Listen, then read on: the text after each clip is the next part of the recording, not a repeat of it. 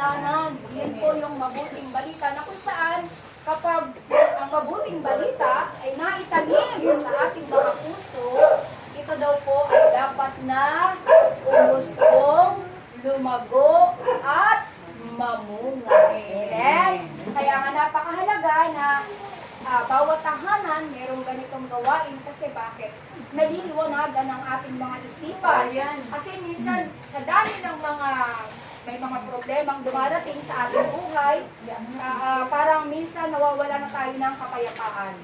Pero kapag ang salita ng Diyos ay nananahan sa ating puso, sa ating tahanan, nabubuhay ang ating mga kalamdaman. Amen. Diba? Tayo napupuno ng kapayapaan at ang ating bahay ay napupuno din ng kagalakan. Ayan po ang hatid ng mabuting balita sa ating lahat. Kaya napakasarap na sa bawat tahanan ay mayroong pinagsasaluhang salita ng Diyos. Kaya nga buti nga dito, talagang nakakahayo ako, talagang lagi. Kaya sa bahay namin, wala prayer. Hindi kasi nga, wala nang gaganap. Lahat na kumpleto yung schedule, di ba? Walang bakante. Bisan kasi ginagawa namin, kumukuha lang kami ng bakanting slot.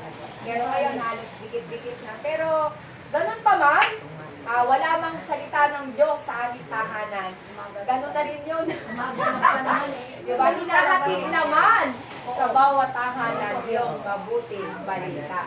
Bahala na si Amang Gabi doon. Amen ba? Praise! Praise! Yan.